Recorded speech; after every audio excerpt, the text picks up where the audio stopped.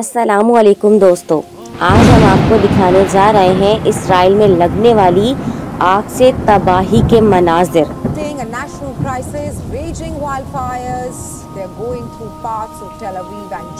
दोस्तों, इसराइल अपनी तारीख की बदतरीन आग की लपेट में आ चुका है।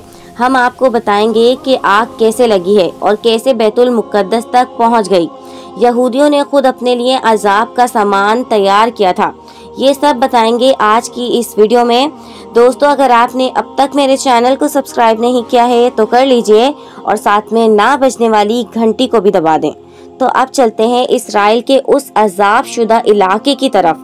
दोस्तों, ये आग न्यू शलोम कनाडा पार्क जो कि अब तक 70% तक तबाह हो चुका है, मसी लासियून, रमात और बैतुल शमून के इलाके में लगी है जो यहूदियों के मकबूजा इलाके हैं।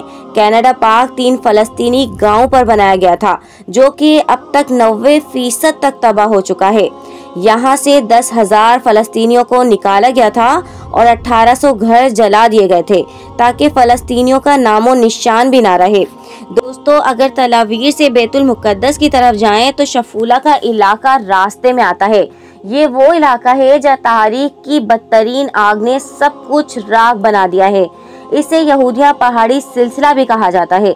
इस इलाके की जुग्राफियाई अहमियत भी बहुत ज़्यादा है क्योंकि इसराइली अपने फौजियों की नकलो हमल और ज़र्रात के लिए भी इसी इलाके का इस्तेमाल सबसे ज़्यादा करते हैं।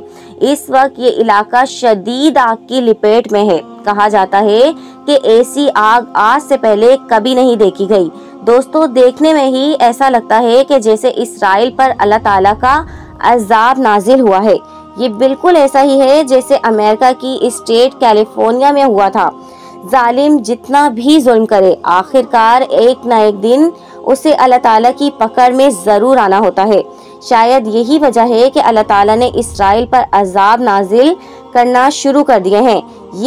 ये आग 30 अप्रैल 2025 को यहूदी पहाड़ी पर भड़की। इस इलाके का मौसम शदीद गर्म और खुश्क होता है जिसकी वजह से ये आग तेजी से फैल रही है। यरूशलेम के वजीर ने टीवी पर आकर बेबसी का इजहार किया है कि ये आग बहुत बड़े पैमाने पर लगी है जिससे निमटने के लिए बहुत वक्त लगेगा। दोस्तों, 60 किलो फी घंटा की रफ्तार से हवाएं चलना शुरू हो चुकी हैं जिसकी वजह से इसराइल में इमरजेंसी नाफिज कर दी गई। अभी तक इसराइल आग पर कंट्रोल नहीं कर सका है। यहाँ तक कि इटली, फ्रांस और यूरोपियन ममालिक से भी मदद की अपील की गई है। यहाँ से भी इसराइल में होने वाली तबाही का अंदाजा लगाया जा सकता है। मौसम की रिपोर्ट के मुताबिक ये हवाएं 100 किलो फी घंटा की रफ्तार तक जाएंगी जिससे तबाही शहरों तक भी जा सकती है। दोस्तों, इसराइल कहता है कि ये आग किसी इंसान की लगाई हुई है जिसकी बिना पर कुछ फलस्तीनियों को भी गिरफ्तार किया गया है। इस वक्त इसराइल के अंदर ही लोग आग से निमटने वाले इदारे पर तनकीद कर रहे हैं। माहिरीन का कहना है कि आग से निमटने के लिए वसाइल की कमी है।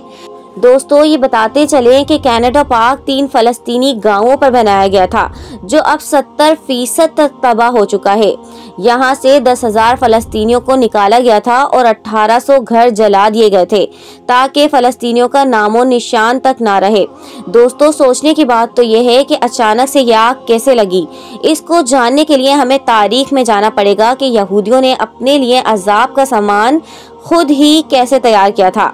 जब यहूदियों ने 20वीं सदी में यहाँ पर कब्जा शुरू किया तो यहाँ जैतून के दरख्त बड़ी तादाद में मौजूद थे जो कि फ़लस्तीनी सकाफत को भी जाहिर करते थे। यहूदियों ने इस फ़लस्तीनी सकाफत को भी ना बख्शा और तमाम जैतून के दरख्तों को काट दिया। इसकी जगह सनोबर और दियार के दरख्त लगाना शुरू कर दिए ताकि ये इलाका यहूदियों की तर्ज का नजर ना आए। लेकिन इस वक्त यहूदी ये नहीं जानते थे कि वो अपने लिए आग का सामान तैयार कर रहे हैं क्योंकि अल्लाह ताला ने कुदरती तौर पर यहाँ जैतून के दरख्त लगाए थे जो कि जल्दी आग को नहीं पकड़ते और यहाँ मौसम भी बहुत खुश्क और गर्म होता है, जबकि सनोबर और दियार के दरख्त में आग बहुत तेजी से भड़कती है जिसके नतीजे में आग इसराइल पर अल्लाह के अजाब की तरह नाजिल हो चुकी है और अब इसराइल की इंतजामिया बेबस नजर आ रही है। ये दरख्त जैसू नेशनल फंड यूएसए वालों ने लगाए थे जिनका मकसद फलस्तीनी जमीन पर कब्जा करवाना था। इस कंपनी ने तकरीबन 240 मिलियन दरख्त लगाए थे दोस्तों, इसराइल के सदर ने इसे माहौलियाती तब्दीली से जोड़ा है, जबकि गजा और हमास के मुसलमानों के मुताबिक उन पर अल्लाह ताला का अजाब नाजिल हुआ है। इस आग से कितने लोग मर चुके हैं, इसराइल इसको बिल्कुल नहीं बता रहा। मतलब यह है कि इसे मुकम्मल तौर पर छुपाया जा रहा है। प्यारे दोस्तों, इस वक्त 2,45,000 से ज्यादा घर मट्टी का ढेर बन चुके हैं। तारीख में जितनी जंगें गुजरी हैं, इनमें से सबसे ज्यादा घरों की तबाही गजा में की गई है। 90% लोग बेघर हो चुके हैं। दोस्तों, इस वक्त गजा में 39 मिलियन टन मलबा पड़ा है, जिसका वजन 10 पैरामीटर ऑफ गजा के बराबर बनता है। सबसे ज्यादा तबाही गजा के इलाके खान यूनुस में की गई है। अगर आज भी ये मलबा उठाना शुरू किया जाए तो तमाम मलबा उठाने में 15 साल लगेंगे। दोस्तों, बैतुल मुकद्दस जाने वाले तमाम रास्ते बंद कर दिए गए हैं। क्या आप जानते हैं कि 30 अप्रैल यहूदी शहीदों की याद में मनाते हैं और इसी दिन ही आग की तबाही शुरू हुई है। यहाँ तक कि इसराइल ने इंडिपेंडेंस डे को भी कैंसिल कर दिया है। दोस्तों, एक अंदाजे के मुताबिक इसराइल को इस आग से नुकसान $350 मिलियन तक हो सकता है और अब तक ज़रात का एक बहुत बड़ा हिस्सा भी तबाह हो चुका है। आग तेजी से शहरी इलाकों की तरफ बढ़ रही है, जिसमें ज़्यादातर यहूदी आबाद हैं और आज पूरा यूरोप इस आग से लड़ रहा है। लेकिन जब यहूदियों की लगाई हुई आग गजा में भड़क रही थी तो एक भी मुल्क आगे आने के लिए तैयार नहीं था। आज इन दरख्तों पर आग लगने की तकलीफ पूरी दुनिया को हो रही है। जब इंसानों को जलाया जा रहा था तो कोई मदद को नहीं आया, लेकिन जिसका कोई नहीं होता उसका अल्लाह ताला होता है।